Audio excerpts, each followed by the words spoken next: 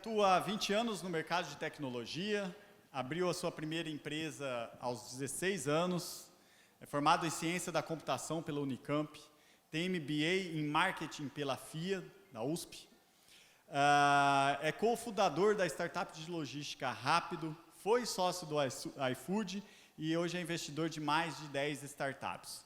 Com vocês, Juliano Dutra.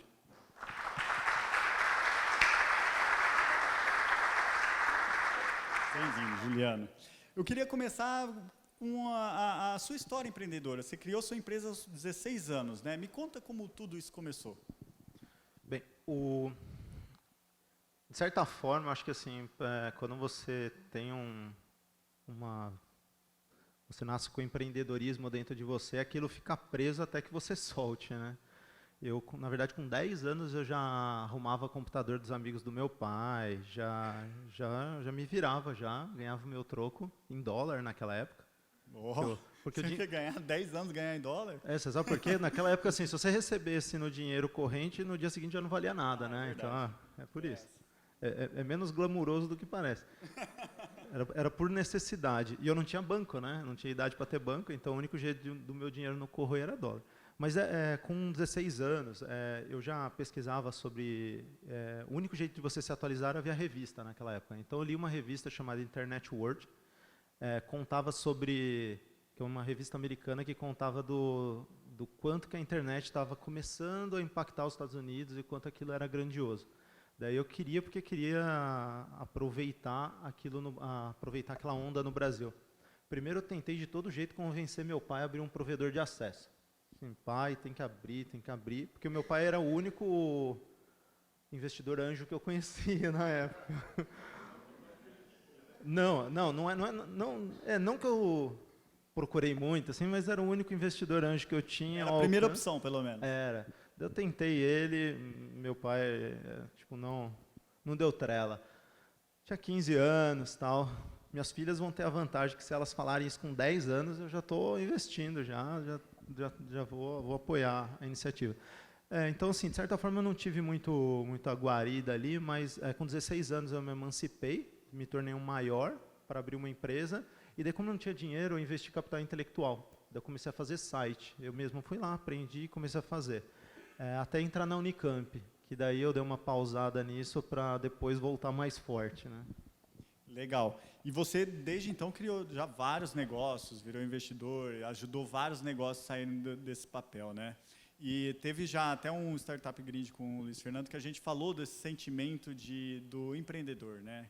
Às vezes tem alguns, às vezes é difícil lidar com isso, né?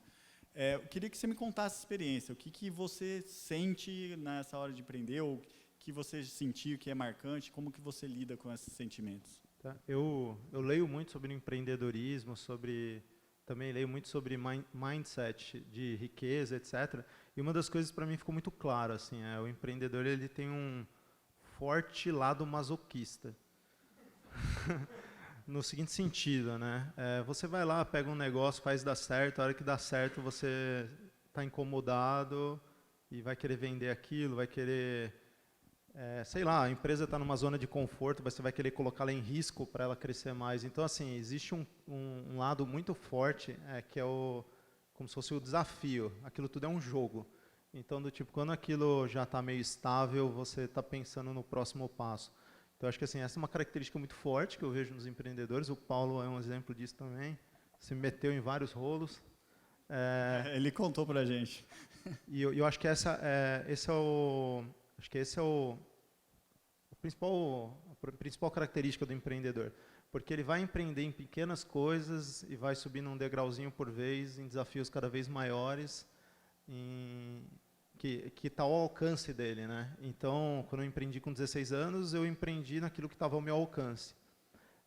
Daí eu tive várias frustrações em termos de empresa. Uma delas, assim, quando eu entrei na incubadora, eu apliquei um projeto que ele é tão impossível, era tão difícil, que só agora um colega meu tirou do papel, que é um esquema de você usar shopping center como hub logístico para delivery. Chama de Delivery Center a empresa. Então, assim, eu tentei isso em 2002. O mercado não estava pronto, as pessoas não estavam prontas, nada estava pronto. Então, a característica que eu associo ao perfil do empreendedor, que é importante, é o timing do negócio.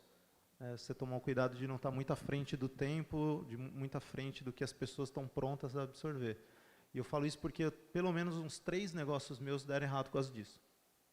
Não era a hora. Assim, estava totalmente fora de época. Então, isso é um assunto interessante. Uma vez eu vi a palestra do fundador do Evernote e ele falava justamente sobre isso, timing, né? E como a startup lida muito com inovação, às vezes é difícil você perceber esse timing, né? O que você pode dizer de dica sobre isso? Uma característica assim que eu olho muito assim o mercado ele cria algumas tendências e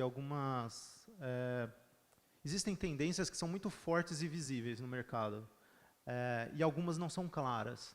Daí, quando você está na tendência, é fácil você ver que o seu negócio está dentro de um contexto favorável, né? No sentido de que flui cliente, flui capital. Por exemplo, fintech, né? Fintech, ela hoje atrai bastante recurso, ela atrai atenção, ela tem atraído cliente. Então, agora, se você vai para a área, por exemplo, de edtech, as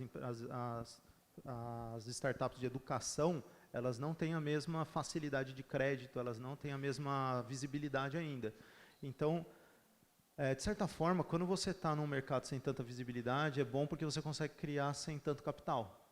Mas a contrapartida é que quando você precisar de capital, você também não vai conseguir. Então, tem umas dificuldades. Mas é bem difícil ler se você está dentro de uma se você está antecipando demais o tempo, né? Tem uma palestra de um cara do Vale do Silício que ele analisou 200 startups e ele olhou que 60% do sucesso da empresa era o timing. Ela está no timing certo. E daí ele conta um case dele, onde ele lançou um streaming de vídeo, uma empresa chamava X, se eu não me engano, e dela faliu, 2 anos depois surgiu o YouTube. Então, você vê que... E por quê? Assim, a própria banda larga não estava difundida. Então, estava fora de época, só isso. E você tem muito contato com empreendedores que estão começando, né? Ou pelo menos iniciando a sua startup, né? O que você vê de comum, muito comum, que, putz, não é assim, tá meio errado, devia ser de outra forma?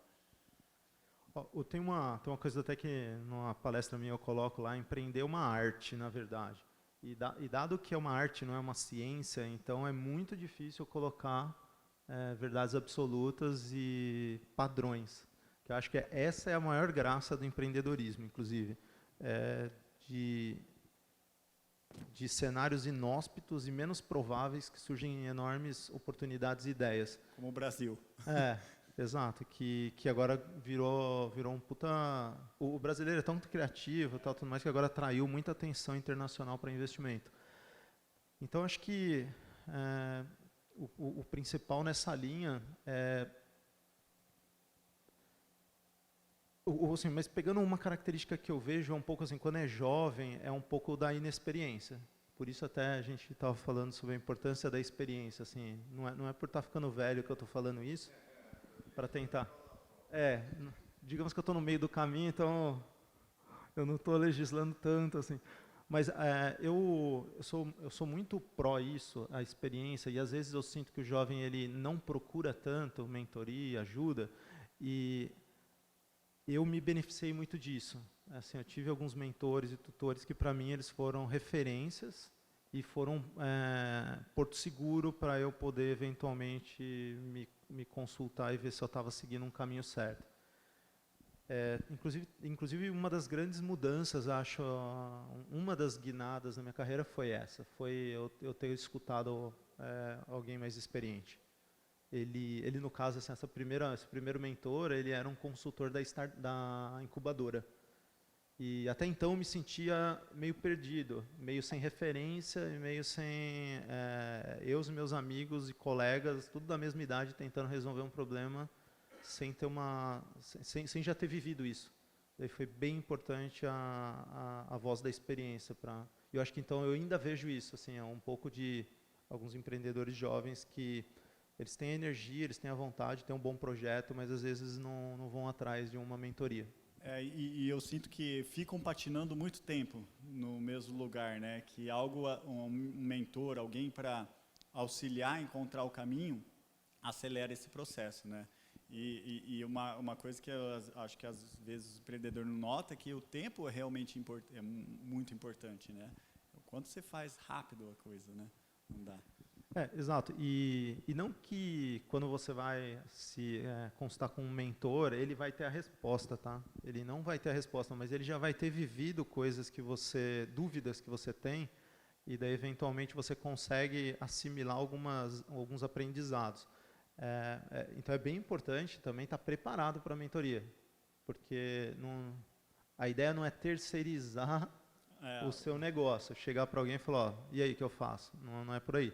Mas ó, eu estou nesse business, eu tenho essas oportunidades, eu estou pensando em fazer isso por causa daquilo, tal. Expõe todo o racional e tenta ver se e pega um pouco da experiência, porque tipicamente um mentor falaria, ó, no seu contexto, acho que faz sentido, tentaria também isso e aquilo. Então é ter o cuidado também de não procurar a resposta pronta. E você falou de pessoas que você admira, tutores, assim, quem são os seus benchmarks? As pessoas que você toma como assim, putz, esse daí é a minha referência em empreendimento, em empreendedorismo. Quem que você admira e que procura espelhar? Eu te falar que não tenho tanto, assim, não é tão claro uma pessoa, duas, assim, eu admiro características de várias pessoas. Uma delas, por exemplo, o Elon Musk, ele tem um quê de loucura que eu até hoje não consegui entender, que me intriga. Ele foi capaz de, num primeiro negócio, ganhar dezenas de milhões, ele investiu tudo, ganhou centenas de milhões e ele foi capaz de investir tudo de novo.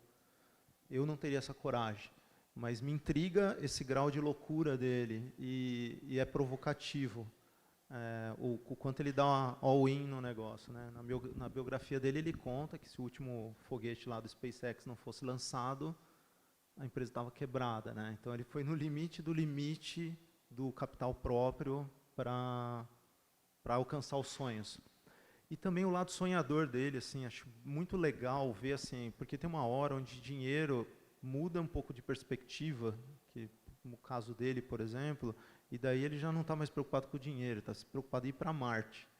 Não mesmo, porque os tweets dele lá fazem perder bastante bilhões de dólares. Exato. E então assim, ele é um que eu admiro, embora assim, eu não me considero com características parecidas, mas ele me provoca, acho assim.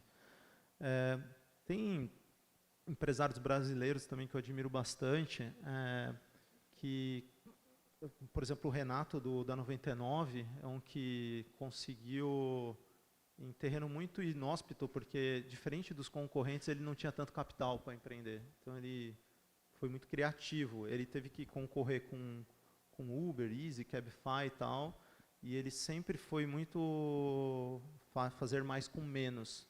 E acho que isso é uma característica muito importante do empreendedor. Então ele é um exemplo de empreendedor brasileiro muito raiz, assim.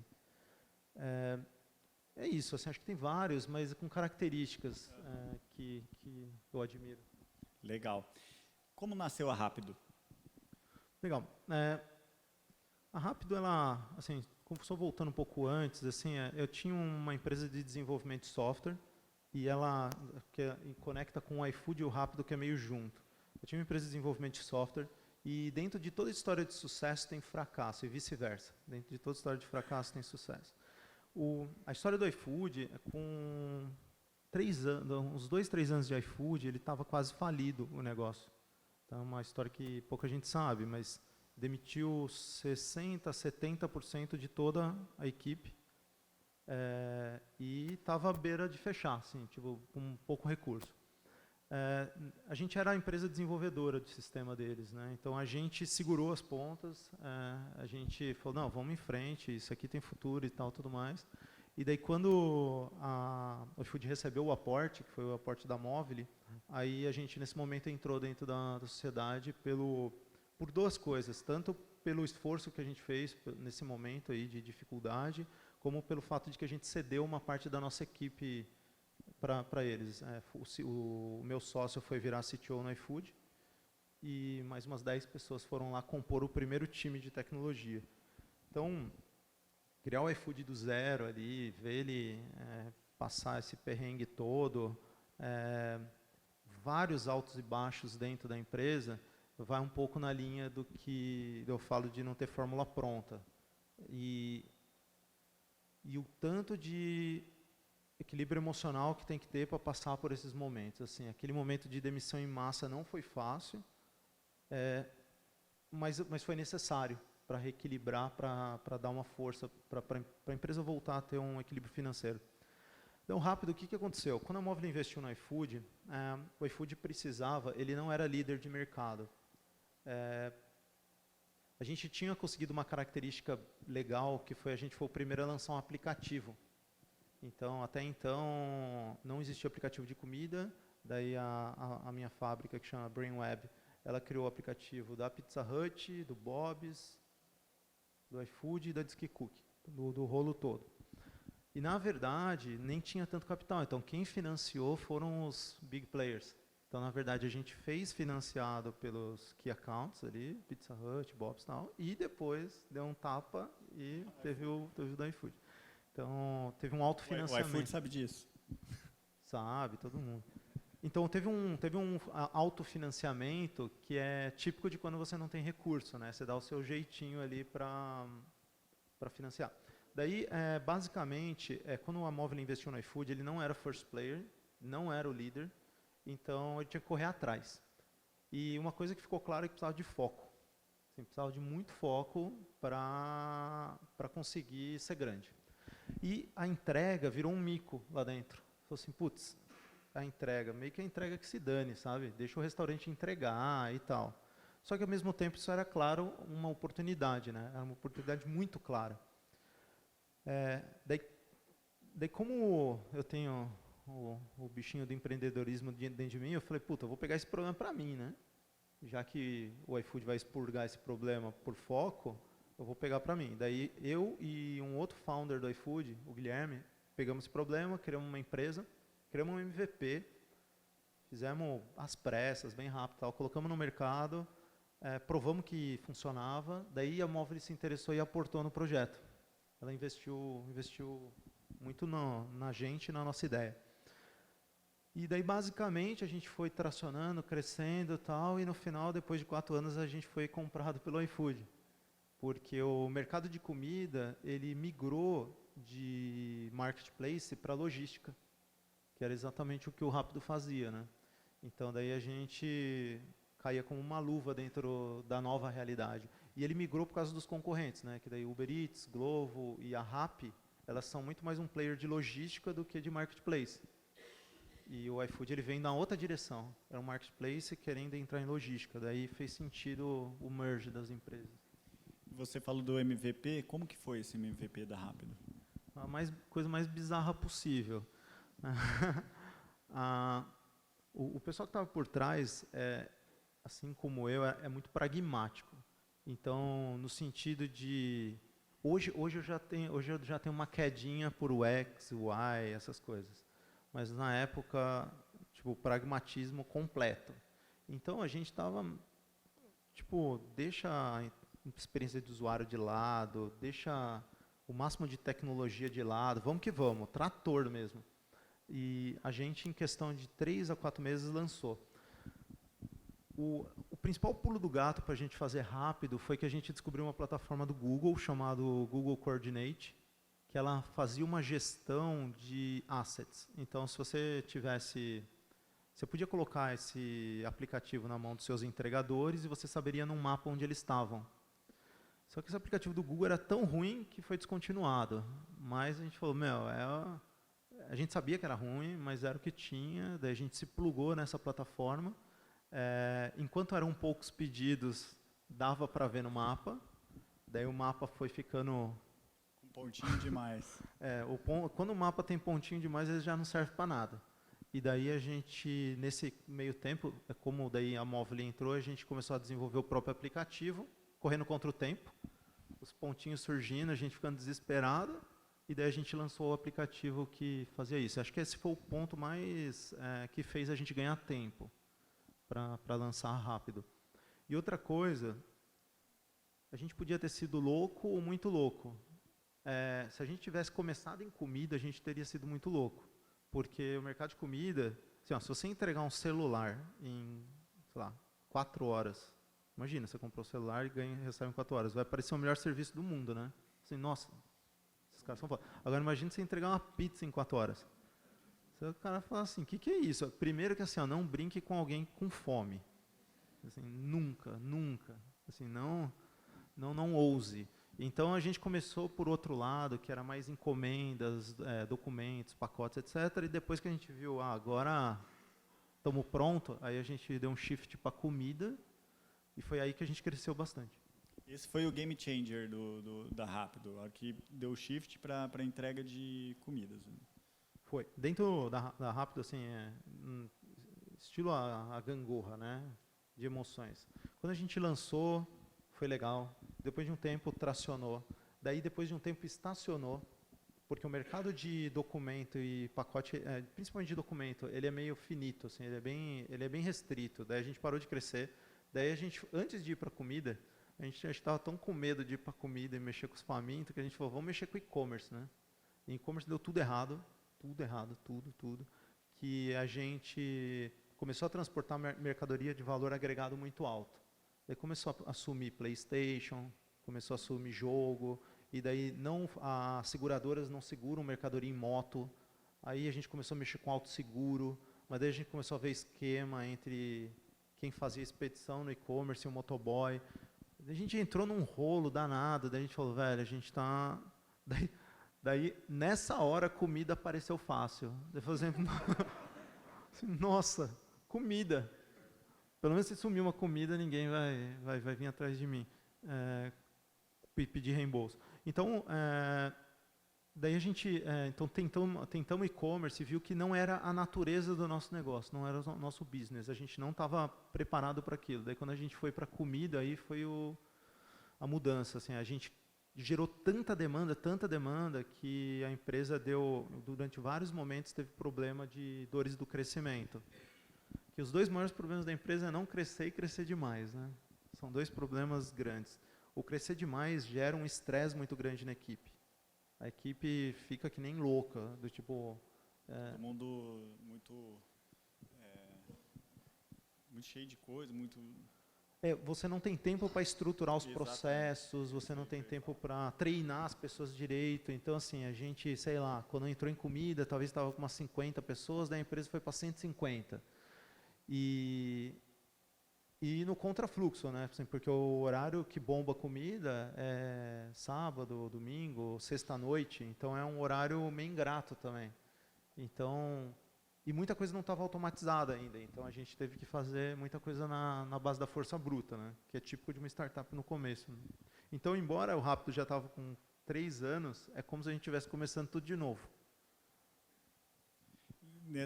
Durante esse período da Rápido, o que você aprendeu de mais importante e que leva para os outros negócios que você tem hoje?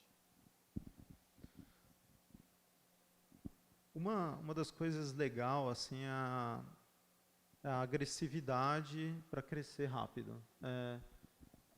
É legal ter, assim, nesse aspecto, a Móvel é bem positiva, ela desafia muito as empresas a serem agressivas, não é o bastante pegar o que está na parte de baixo da árvore, você tem que chacoalhar a árvore, se for necessário derrubar ela, fazer o que for necessário para pegar todos os frutos. Então, essa mentalidade de crescer agressivamente, ela é bem legal.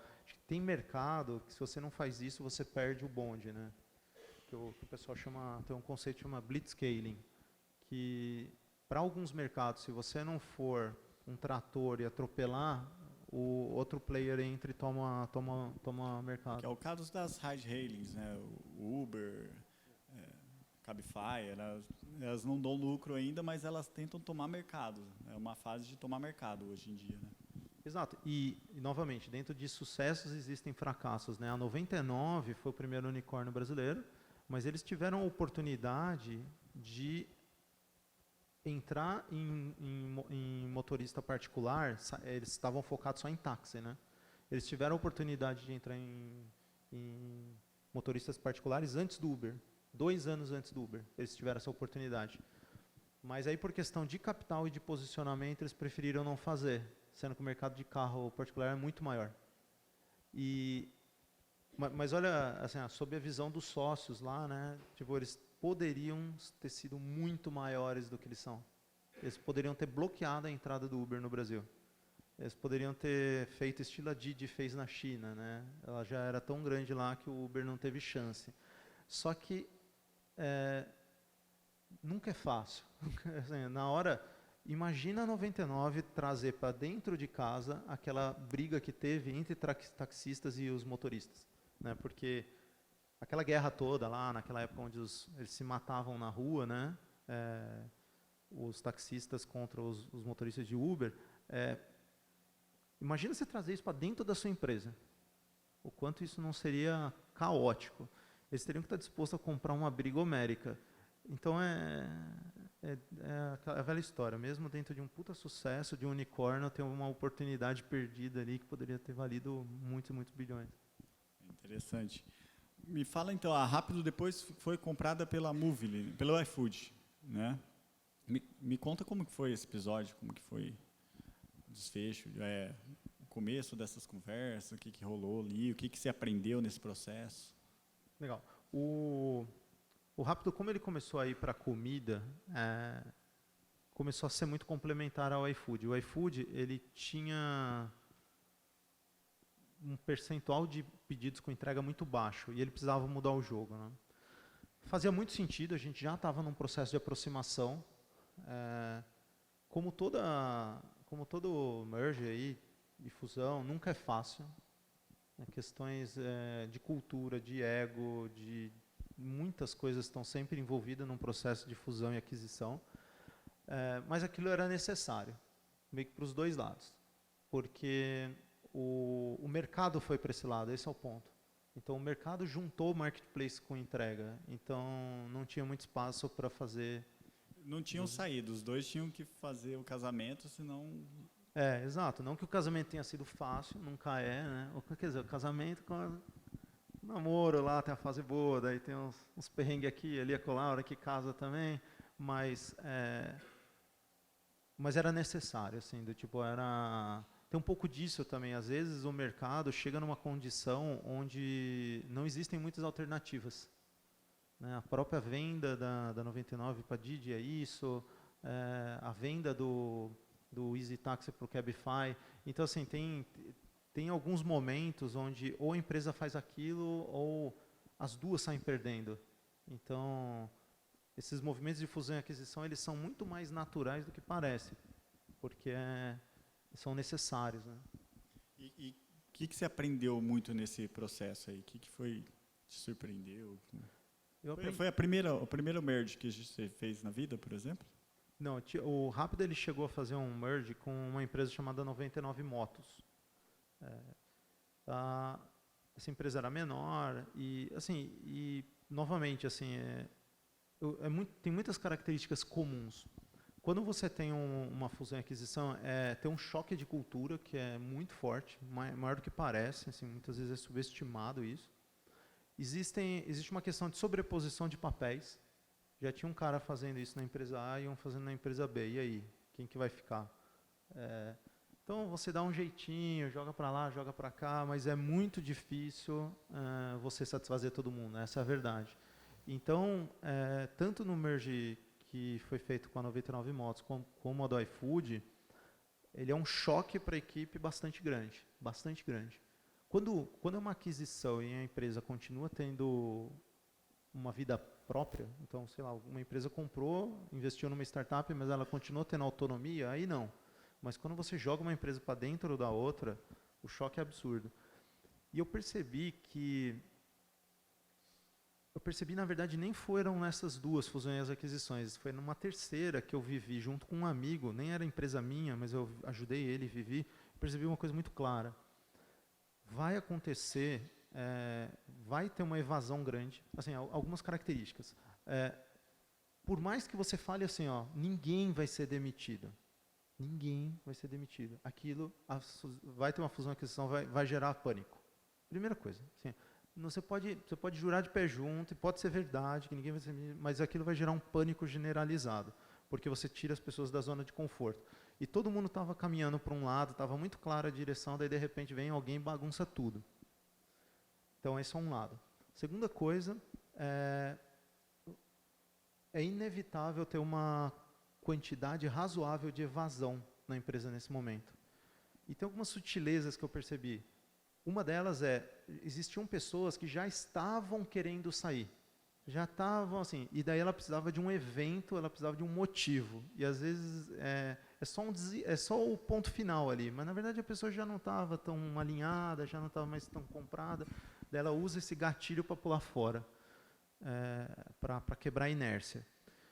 E a terceira coisa é que, de fato, é muito difícil você conseguir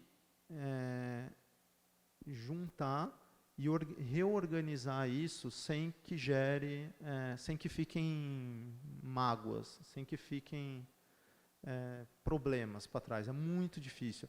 Porque por um tempo, é como se você está dentro da mesma empresa, mas tem falando assim, os caras da 99, os caras do Rápido. Então eles estão debaixo do mesmo guarda-chuva, mas ainda tem tem como se fosse um selo na testa de um falando, eu sou 99, eu sou Rápido. Eu sou iFood, eu sou Rápido. E aquilo leva tempo para que suma essa diferença. É porque a força de uma cultura é tão grande que quando você junta, não tem como você pegar anos de uma cultura e rasgar e falar para mim, pessoal, não é mais assim, é assado. É muito difícil. E mesmo as duas empresas, sendo da Movile e tendo culturas parecidas, elas tinham particularidades muito diferentes. Como que é isso? Como que a Movile, trabalhar ali com a Movile, você que os seus negócios tiveram muita proximidade com eles, que é um dos poucos unicórnios aqui do Brasil, né? E isso desperta o imaginário de muita gente, né? Como que é isso? A Movile, ela migrou, né?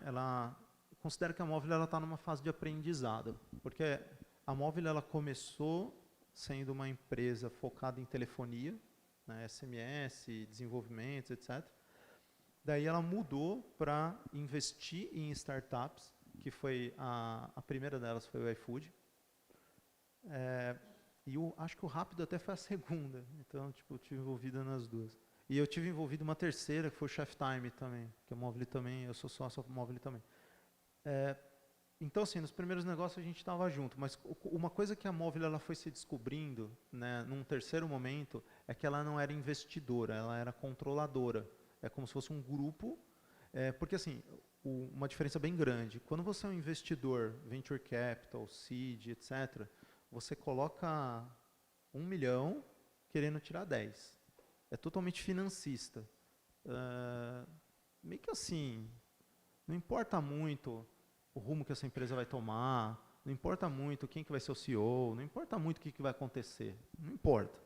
Se um virar 10, legal. Assim, o objetivo do Venture Capital ele é financista. Ele olha probabilidades, investe, querendo um retorno. Agora, então a Movile ela começou um pouco assim, mas depois ela foi se descobrindo uma holding de investimento. E daí é bem diferente. Daí, na verdade, ela compra a empresa para ser dela. Então, ela não compra, por exemplo, Rápido por X para vender por Y. Ela compra porque ela acha que faz sentido dentro do portfólio. Então, daí é um conceito um pouco diferente de holding de investimento e que nem é tão comum, nem não é o padrão das empresas que você vê nos Estados Unidos, por exemplo. Mas ela é o modelo que ela acredita e está fazendo no Brasil. E quando que você se tornou investidor? Você deu esse shift aí, se tornou investidor de empresas?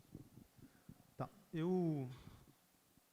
A primeira vez, assim, como eu tenho uma fábrica de software, uma coisa que acontece muito é as pessoas procurarem a gente para falar, você faz um sistema para mim e vira meu sócio? Então, eu comecei assim, não era aporte de dinheiro, era aporte tecnológico e de experiência.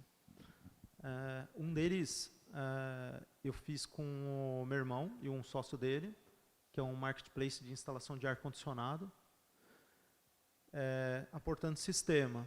E, novamente, né, foi indo, agora está indo super bem. Tipo, teve altos, teve baixos, teve momentos difíceis e tal. É o maior marketplace do tipo. A gente está plugado na B2W, em todos os e-commerces grandes. Então, você compra um ar-condicionado, ele tenta te vender uma instalação. E o grande diferencial é que a gente foi o primeiro a ter cobertura nacional. Então, a gente instala ar-condicionado em qualquer cidadezinha do país. E é um preço fixo. É claro que se a cidade for muito distante, a gente perde, e nos grandes centros a gente ganha. Então, assim, eu comecei discretamente, vamos dizer assim, muito mais um aporte indireto. Mas, com o Chef Time, já foi um aporte financeiro, foi o primeiro, e depois outras oportunidades. O que mais me levou a isso é que por ser empreendedor, apaixonado por empreendedorismo, eu sou muito próximo de outros empreendedores. E via muita dificuldade de, no early stage, ali, conseguir recurso para dar os próximos passos. E eu também vi a oportunidade, não só de colocar o dinheiro, mas do smart money, que já tendo vivido algumas experiências, eu acredito que eu consigo ajudar a dar certo. Então, não é colocar um dinheiro às cegas, né? Eu coloco um dinheiro e eu consigo aumentar a chance daquele negócio dar certo. É uma experiência muito rica no sentido de apoiar outros empreendedores. Até uma coisa que eu tinha uma missão de início que ela era super financista. Eu queria atingir tanto. Depois eu tinha uma outra missão que ela era muito clara também no sentido de independência financeira, de não precisar mais trabalhar, etc. Também muito, muito clara, fui lá atingir. Mas agora, já meu propósito ele já é muito mais ligado à família e ligado a alavancar outros empreendedores. E tem um viés que eu não gostaria de entrar para a política, mas se necessário, pode ser o caso. Eu sou filiado ao Novo desde que ele foi fundado, acredito no conceito libertário, que é muito alinhado ao conceito empreendedor. Mas é isso, assim, então o meu propósito ele passa por alavancar empreendedores. Legal. Uma vez eu acho que o Marco Polo, acho que teve aqui no Parque Tecnológico mesmo, e ele estava falando de investimento anjo, que a estratégia é montar carteiras, né? E eu lembro que eu perguntei para ele qual que é o mínimo que um investidor precisa para investir em startups, ser um investidor anjo. Ele falou numa cifra, olha, os 200 mil você já consegue distribuir alguma coisa, você ainda fica exposto a muito risco, mas já dá para começar. É a sua percepção também? Eu tenho um colega que ele é especialista em investimento anjo, né? E eu conversei com ele. Existem estudos que mostram que assim, o ideal é você para você mitigar o risco, é você investir em 8 startups. O investimento anjo ele vai de 50 a uns 200 mil, cada aporte. Então, se você for olhar sobre essa conta aí, seria de 400 a 800, de 400 a 1 milhão e 600. Nessa faixa é mais seguro. E, de fato, a startup early stage ela tem dificuldades e ela tem riscos muito elevados. Então, a diversificação ela é uma forma de proteger o dinheiro mesmo. E como você procura startups? Onde você procura essas startups? O que você olha numa startup na hora de falar, puxa, eu quero virar investidor dessa startup? Tá. A startup ela é principalmente o empreendedor. Assim, acho que 90% do investimento numa startup é o empreendedor. Por quê? O padrão de uma startup é que o primeiro caminho esteja errado, a primeira hipótese vai estar errada, a segunda hipótese vai estar errada, a terceira hipótese vai estar errada, lá para a quinta vai dar certo. Então, o empreendedor ele precisa ter muita flexibilidade, ser resiliente, não se apegar à primeira ideia e estar aberto a dar certo. Então, acho que assim, o empreendedor é a chave. Assim, teve E o engraçado, assim, teve uma startup que eu investi recentemente, e eu não vou abrir o nome para não expor, mas eu tinha, assim, eu falei, puta, vai dar errado. Vai dar errado, Vai dar errado, você Eu ainda falei pôs assim, dinheiro. errei. Eu falei, puta, errei, né? Faz parte. Mas assim, a pessoa se reinventou de um jeito inesperado. Esse é o ponto. Assim, eu não tinha ideia do que a pessoa ia fazer. Falei assim, putz, vai dar errado. Assim, a minha leitura já deu errado. Mas a pessoa conseguiu achar um buraco para se enfiar e dar a volta por cima. Então, acho que esse é o ponto. Assim, quem são essas pessoas capazes de... Porque muita coisa vai dar errado, muita coisa vai dar errado. Então, quem são as pessoas capazes de várias e várias vezes dar a volta por cima? Uma vez eu falo com algumas pessoas de aceleradoras, né? Inclusive no último evento da Anjos do Brasil, eu estive lá e falei com gente da ACE e tudo, e perguntei assim, é difícil vocês encontrarem startups para colocar num programa de aceleração, né? E eu recebi muitas respostas de o difícil não é achar startups, mas sim achar startups boas, né? Talvez toque muito nisso no que você falou sobre empreendedor, né? Essa sua percepção também é comum ou não? Você tem uma outra visão? O ponto é que assim, o ponto muitas vezes não é nem a ideia da startup, mas é quem está tocando ela, que é meio complexo, mas assim, a dor da frustração e os vários nãos, a falta de capital, parece que tudo joga contra. Sempre aparece um player grande querendo fazer o que você está tentando, aparece um player internacional, assim, parece que você está nadando num mar vermelho, né? E você tem que achar o seu oceano azul lá dentro. Então, eu acho que assim, essa leitura, ela é muito assim, muitas vezes eu encontro empreendedores que eles são de primeira viagem, muito novos, e aí existe um receio real de que se ele vai aguentar o impacto. É nesse ponto que trazer pessoas experientes conta, que faz diferença. Eu tenho assim, 2 investimentos, são em moleque, assim, tipo, tem um deles que tem 23 anos, o CEO, e o outro tem 22, 23 também. E por incrível que pareça, são os projetos assim que são os mais bizarros do ponto de vista de potencial de ir para o espaço ou explodir. Assim, tipo de rocket 880, mesmo. né? E como que esses empreendedores conseguiram mitigar a questão da idade? Eles se associaram direto ou indiretamente com pessoas experientes. Então, um deles conseguiu que foi a Live Here, ela conseguiu, o Vinícius ele tem 20 e poucos anos, e ele conseguiu trazer um board absurdamente valioso. Então, isso é um recado do quanto ele valoriza a experiência.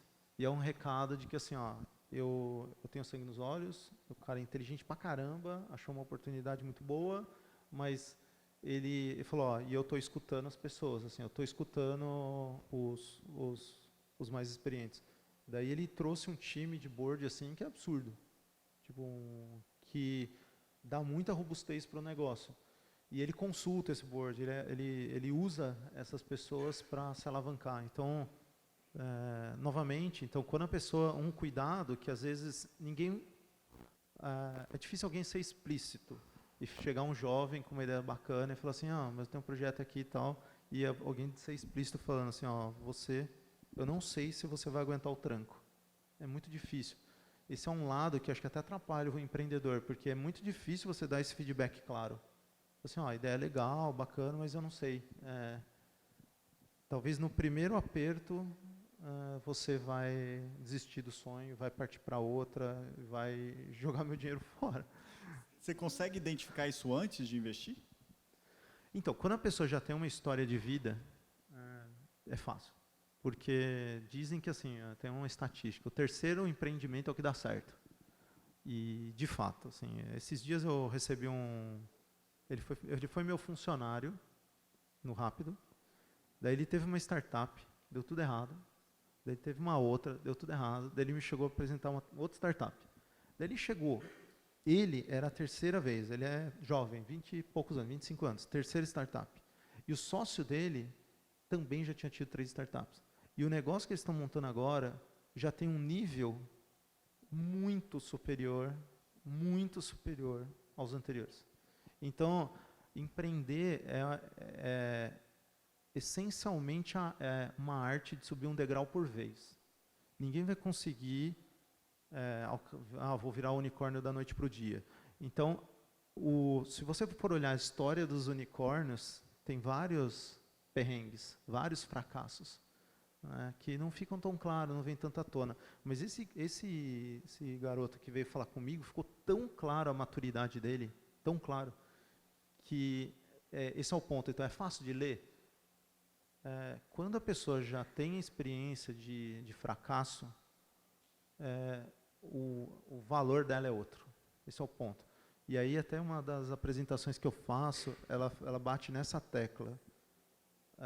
O quão valioso é o fracasso. Assim, é muito valioso. Eu parei um dia para contabilizar, eu tinha me envolvido, quando eu fiz essa contagem, em 20 negócios. 10 deles tinham fracassado. E eu acho que eu aprendi mais com os que deram errado do que com os que deram certo.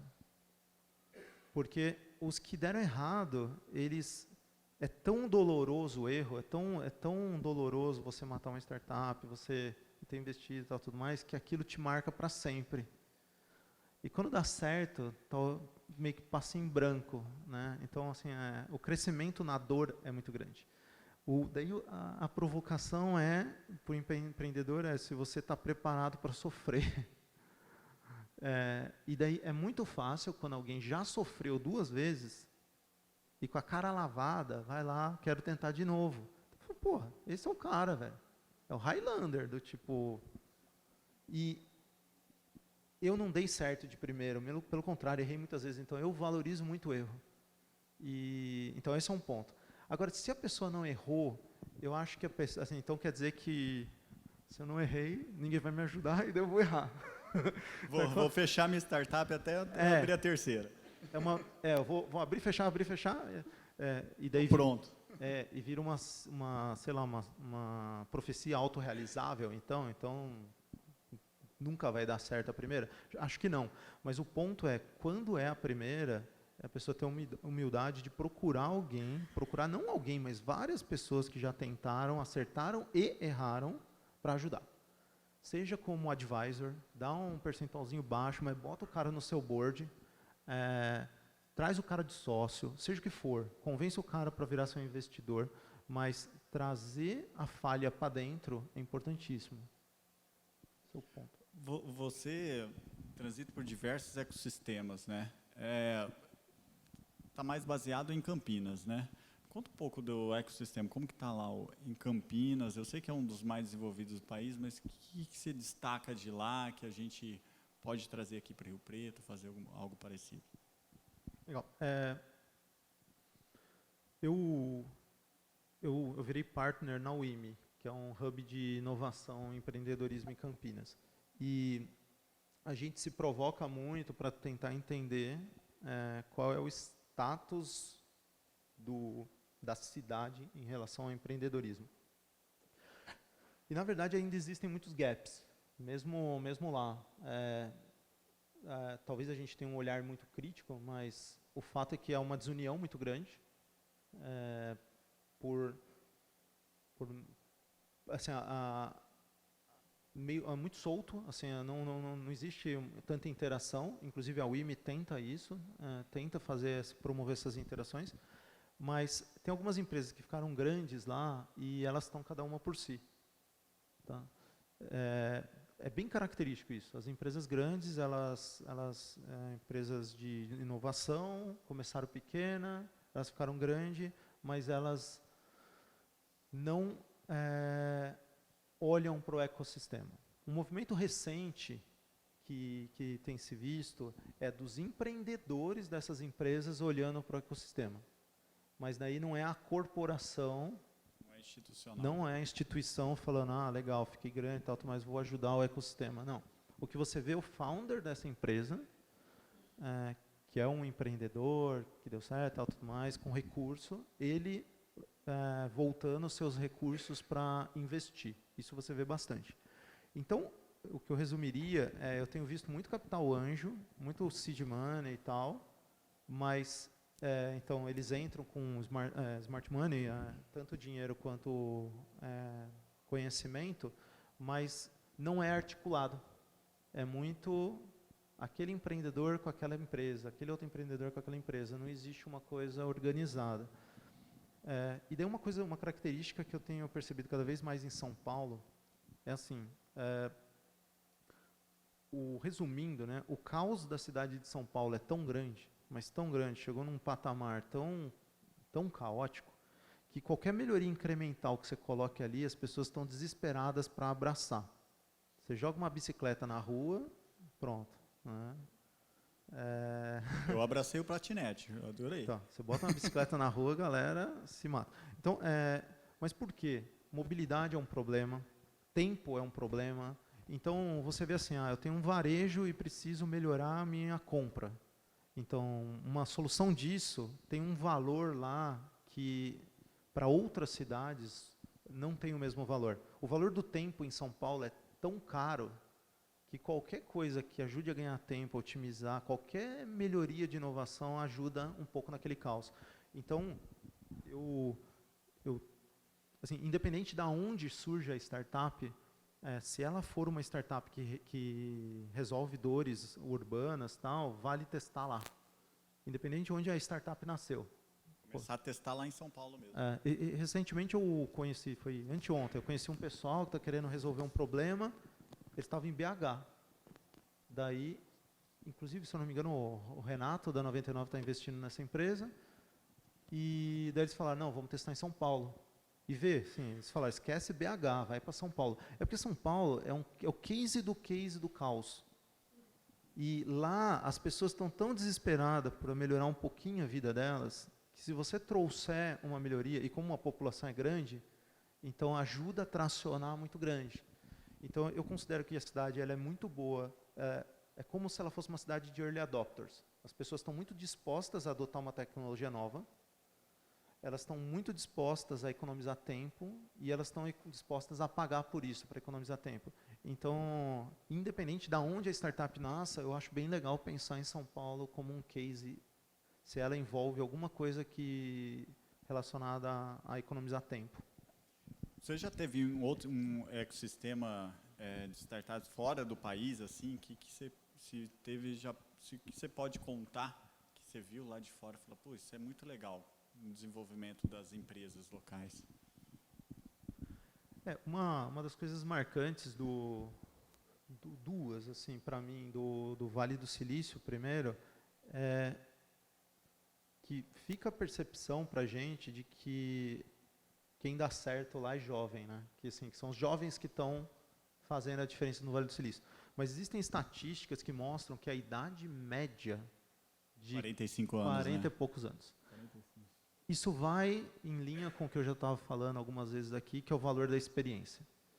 Porque quanto mais experiente, mais atalhos você sabe, inclusive para o capital. Então, por isso que um jovem que se associa a alguém mais experiente, e eu parabenizei eles pela iniciativa de trazer a experiência para dentro do Startup Grind, com certeza esse é um fator-chave de sucesso. Então, tomando por base a experiência do Vale do Silício. A outra coisa é o valor da falha. Isso é muito característica do Vale do Silício. Eles valorizam muito quem errou. Muito, muito. Nisso acho que o Brasil ainda engatinha. Eu vejo autopunição para quem errou. A pessoa até eventualmente tem problema de autoestima. Fala, puta, tentei, errei. E é um ajuste de mindset que precisa ser feito, que é entender que o erro é parte.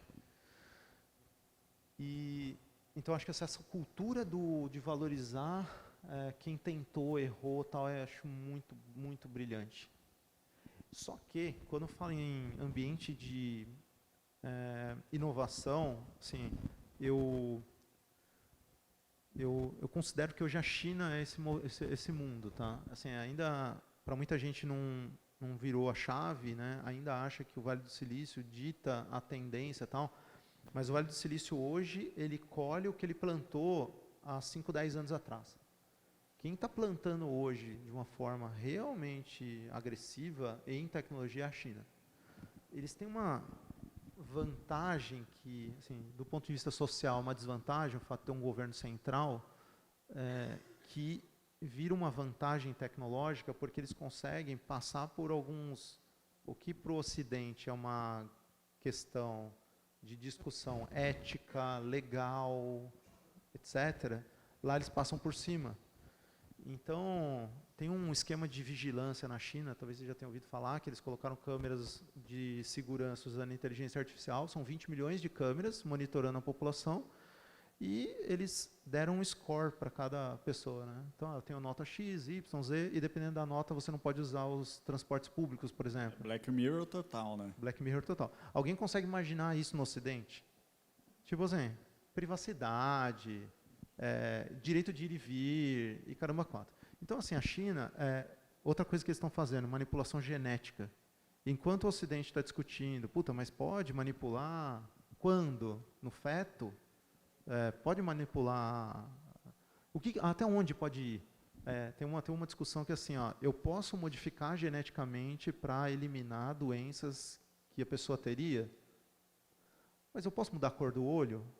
Eu posso mudar os genes que vão dar uma predisposição à inteligência? Até onde eu posso ir? E daí entra a discussão ética de formar super-humanos, né? Então, quem tiver mais dinheiro vai comprar um filho que é um super-humano. Então, aumentando as desigualdades sociais. Então, existe toda uma questão ética e a China está lá fazendo. Então, a Amazon Go, né? Todo mundo conhece a loja da Amazon que não tem funcionário e tal. A Amazon tem uma daquela. Na China tem um cara lá que tem 200 daqueles já funcionando. Então, os Estados Unidos está testando, o piloto na China já está lá, rodando. Carros autônomos, a China está bem na frente. O país que mais tem carro elétrico é a China. Então, é uma mudança de mentalidade para todos nós, assim, que se você quiser ver para onde o mundo está indo, tem que olhar a China, não os Estados Unidos. Você citou diversas tecnologias. Quais tecnologias você acha que vão ter mais impacto no nosso mundo? Principalmente aqui no... Eu até comentei com o Vlad, eu tenho uma aula que eu dou lá na UIM sobre futuro. E eu bato em 3 teclas ali. O IoT, ele é o dispositivo que vai capturar dado para todo lado, né? Então, só para contextualizar, IoT, Internet das Coisas. Internet das Coisas. Então, assim, a gente começou, a única coisa com capacidade computacional era o computador. Daí, notebook, os celulares, isso foi avançando, hoje tem 60 bilhões de dispositivos conectados já em rede. 20 bilhões são câmeras. Então, o que acontece? Isso vai popularizar a ponto da nossa roupa, o nosso tênis, ter sensor de quantas pessoas entraram na sala, saíram, sensor de temperatura, assim, muitos e muitos e muitos bilhões de dispositivos vão entrar em circulação. Isso vai gerar uma massa de dados que a gente nunca teve acesso. E daí entra um segundo ponto muito, muito importante, que é a questão da inteligência artificial. Uma capacidade de processamento que só no novo paradigma é possível. E, basicamente, o que a inteligência artificial vai fazer é eliminar muito dos trabalhos que são repetitivos, dos trabalhos que são técnicos, dos trabalhos que são automatizáveis. O que eu provoco muito nessa aula é que há uma expectativa de, em 8 anos, a máquina superar o homem, do ponto de vista de habilidades técnicas repetitivas. Então, assim, que seria o momento do grande boom de desemprego. E daí a ressignificação do ser humano, nesse momento. A gente foi formatado ali para comprar as coisas mais baratas, as coisas... A nossa sociedade é uma sociedade de eficiência. Então, você vê as fábricas, é tudo em cima de eficiência. Só que a partir do momento que as máquinas já estão fazendo o suficiente, assim, para onde vai a eficiência? Qual que é o propósito da eficiência? Daí talvez o humano tenha que procurar outra coisa. A eficiência ela deixa de ser o protagonista da sociedade e outras coisas passam a ser. Tipo... Então, essa é a grande provocação. E deixa eu só citar uma outra coisa antes, que é assim, a provocação mais perturbadora para mim é... Você vê algumas pessoas muito inteligentes e ricas dos Estados Unidos falando na renda universal. Por quê? A partir do momento que o desemprego vai ser generalizado, você pensa assim, tá, mas como que as pessoas vão viver? Daí vem a palavra mágica da renda universal, da qual eu sou a favor. Só que o mais perturbador, uma vez eu fiz uma palestra sobre isso, o cara falou assim, tá, então alguém vai me dar o dinheiro suficiente para eu comprar um chinelo, um frango e um negócio e tudo bem. Daí eu vi, cara, isso é o comunismo. Assim, então, nunca tinha me ligado que o extremo do capitalismo é uma espécie de comunismo. Assim, para mim foi uma coisa assustadora. Então, eu só sei que esse lado não é o que eu gostaria que o mundo fosse, mas é para onde ele está indo. Existe uma alternativa a isso, mas eu acho que assim, eu não sei se o ser humano vai se ligar a tempo e se vai se mobilizar a tempo, que acho que são basicamente duas coisas, a descentralização e a força das comunidades. Porque diante de um caos desse, as pessoas tendem a se fechar em comunidades. É quase como se a gente voltasse no tempo e tivesse comunidades autossuficientes, que vão produzir a própria energia, comida, etc. Então, assim, uma das coisas que eu tento entender por conta das minhas filhas é esse mundo não distante, que assim, alguns estimam... É porque, assim, só para vocês terem uma ideia de como é bizarro, né? A inteligência artificial somada à computação quântica, a ideia é que em 10 anos, aproximadamente, a máquina supera o homem, e em 20 e poucos anos a máquina supera a humanidade. Então, assim, a capacidade da máquina vai ser superior à de todos os humanos juntos, pensando juntos, colaborando juntos. Então, esse é um choque que eu acho que sempre que eu falo sobre parece distante, mas eu acho que cada um de nós devia se posicionar em relação a isso, porque seja politicamente, seja associativamente, do ponto de vista de negócio, porque é uma coisa muito, muito próxima. Você citou da eficiência, né? Que a eficiência vai deixar de ser protagonista e as pessoas vão ter que fazer outras coisas, né? Tipo o quê? O que vai emergir disso? Criatividade, sei lá. Uma das coisas assim que falam é do tipo, indo ainda na linha de proteção do ser humano, assim como tem a Associação Protetora dos Animais, fala-se que vai ter que ter uma Associação Protetora dos Seres Humanos. O ser humano vai ficar em risco. Esse é o lado caótico da coisa. Sobre a questão do que os humanos vão fazer, né? Fala-se muito em qual é o que as crianças deveriam estar aprendendo, né, para se proteger desse mundo. E não é nada técnico, não é absolutamente nada técnico. São habilidades sociais, de criatividade e de liderança. Então, por quê? Esses aspectos eles são muito subjetivos e são necessários para se mudar qualquer coisa, né? Para se mudar a realidade. Então, assim, você vê que você fala quais profissões vão ser substituídas mais fáceis, né? Advogado, médico, que são atividades onde o repertório de um médico dificilmente vai superar o repertório de uma máquina. Um médico ele tem ali uma experiência de X anos, uma máquina pode ter todo o conhecimento do mundo, né? Num primeiro momento, as máquinas elas vão ser apoio a esses profissionais, né? Então, você vê que escritório de advocacia já está automatizando muita coisa, mas claro que precisa ter os mais experientes lá, mas vai precisar de cada vez menos júniors, cada vez menos auxiliares e tal. Médico, a mesma coisa. Quando você vê radiologista, por exemplo, assim, a pessoa que analisa a imagem. A China fez um desafio. Pô, vamos ver, pega os melhores aí, vamos ver quem vence. A máquina venceu o homem. Então, assim, as máquinas, os esquemas de inteligência artificial identificando tumores foi superior, mais rápido e superior à capacidade humana.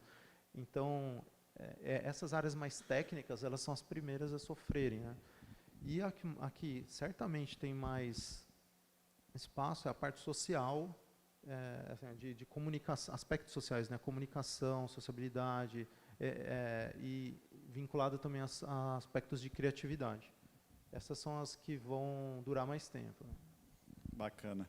Estamos chegando no final. Eu queria fazer um bate-bola aí com você. Umas perguntas rápidas.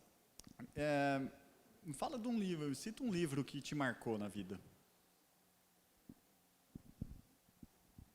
O livro, para mim, ele tem momentos.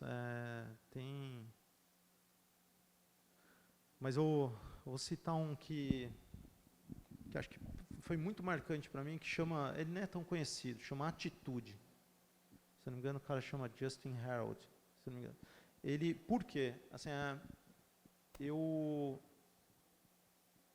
foi esse livro que me provocou a escrever a minha meta, a minha missão, a escrever claramente e diariamente olhar ela. E isso eu acho que foi um marco na minha vida. Então, eu já tinha escutado isso na faculdade, já tinha escutado isso, mas assim, esse livro, por algum motivo, naquele momento, me tirou da cadeira e me fez escrever a minha missão e a minha meta de curto prazo, e eu acho que isso foi chave para... E daí eu fiz disso um hábito. Quando eu bato ela, faço outra. Acho que isso... Eu não consigo mais viver sem. Agora fala qual que é a sua missão. Oi? Agora fala qual que é a sua missão. Então, sendo bem transparente, a primeira missão ela foi financista. Eu tinha uma meta de X milhões de ativo. A segunda meta, ela era uma meta de também financista, que era de receita passiva. Então, sem trabalhar, eu quero receber tanto por mês. A terceira meta, que agora foi a mais difícil, eu passei, essa eu tive dificuldade em chegar, acho que eu fiquei uns 6 meses, e daí foi o ponto que eu vi assim, que eu precisava me voltar, dentro dessa minha missão, tem a questão de viver experiências com as minhas filhas e com a minha esposa, uma parte de experiências e aprendizado, tem uma questão de elevar os meus desafios do ponto de vista pessoal e profissional, me desafiar continuamente, tanto do ponto de vista pessoal e profissional, e daí tem alguns objetivos dentro disso. Tem a questão, mais na linha profissional, de apoiar empreendedores a viverem seu sonho, porque essa é a minha natureza. E a quarta coisa é ajudar a criar uma realidade mais libertária no Brasil. O Brasil ele é muito travado, ele é anti-empreendedor em vários aspectos, e nessa linha que eu me alinho ao Partido Novo. Então, assim, são 4 pilares dentro da minha missão hoje. Então, ela se tornou muito mais sofisticada. Antes era dinheiro, agora virou uma... Me fala de uma ação diária que te faz crescer. A principal é conversar com o empreendedor. Pode não parecer, mas é uma troca onde o cara pode ter 20 e poucos anos, eu estou aprendendo, ao mesmo tempo que eu estou ensinando, eu estou aprendendo. Acho que é a coisa mais valiosa. E eu fiz disso uma rotina, assim, eu tenho praticamente todos os dias. Bacana.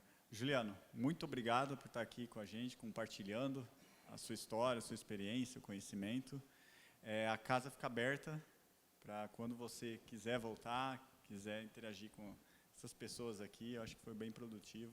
E quando vier para Rio Preto, vamos tomar um chopp aí juntos.